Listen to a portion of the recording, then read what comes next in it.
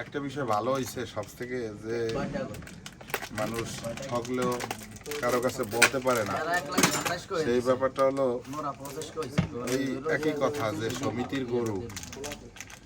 তো অনেকেই সমিতির গরু আর কি ভাগ বাটোয়ারা করিয়া নেওয়া হয়ে গেছে। এই কথাগুলো আমি এই আজকে দিনা 29শে রমজান সেহরি খাইতে আছি, সেহরি খাইতে আছি এই মুহূর্তে। সেহরি খাওয়ার ভাগে আমি এই কথাগুলো বলি, যারা সমিতির গরু নিয়ে অর্থাৎ টাকা সবাই একত্রিত করিয়া যারা গরু কিনে ভাগ বাটোয়ারা করছেন, অনেকে মনে করছেন মানে 750 টাকার নিচে আমরা গরু পাইছি, 750 টাকার নিচে আমাদের গোস্তর রেট পড়ছে। আসলে একটু চিন্তা ভাবনা করে দেখবেন যে 750 টাকার নিচে পড়ছে কিনা। আর খোলা বাজারে বা দোকান নিয়ে যারা ব্যবসা করে তাদের কাছ থেকে নিলে কীরকম হয়, আর আপনারা একেবারে একটা গরু সম্পূর্ণভাবে একেবারে মানে লেজুর থেকে শুরু করে একেবারে মাথা সব কটাই অংশীদার হয় আর কি সমিতির গরুতে। তো সলিড গোস্তটা আশা করা যায় কম। তো কারো কারো কাছে দেখা যায় আপনার 850 অথবা 900, 1000, 1100 টাকাও রেট পড়ছে আপনার গরুর রেট, মানে কেজি। সমিতির গরু যারা আর কি ওইভাবে ভাগ বাটোয়ারা বন্টন করছেন। এবছর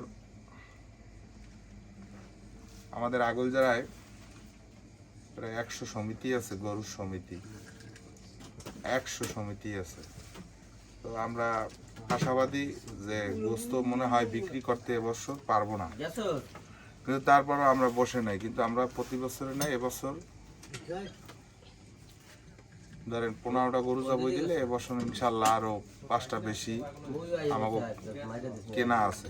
অর্থাৎ সমিতির গরু তো আপনার 25 রমজান থেকেই তারা জবাই দিয়া ভাগ বাটোয়ারা করছে, অর্থাৎ সেই গোস্ত কেউ ফ্রিজে রাখছে আবার কেউ রাখতে পারে নাই। কিন্তু আমার একটা প্রশ্ন, যারা এই সমিতিটা করছেন, করার পরে আপনারা কি জিততে পারছেন কিনা মাংস নিয়ে, এইটা একটু কমেন্ট বক্সে জানাইবেন। আর কোনো কথা নাই, খালি এই একটাই কথা যে আপনারা সলিড গোস্তটা পাইছেন কিনা, এবং আপনারা ক্যালকুলেশন করে দেখবেন যে জিততে পারছেন কিনা। গোস্ত কেনার পরে বাজার থেকে ক্রয় করলে ষাঁড় গরু দেখে কিনবেন 750 টাকা। আপনারা গাই গরু মানে সমিতি যারা করছেন গাই গরু, অর্থাৎ যেটা বিয়ান দেয় নাই বা বিয়ান দিয়েছে সেই গরুও মনে করেন যে আমার কাছে খোঁজ আছে, আপনারা ওইভাবে নিয়েছেন। তো ভালো গোস্ত, প্রশ্নের উত্তরটা দেবেন।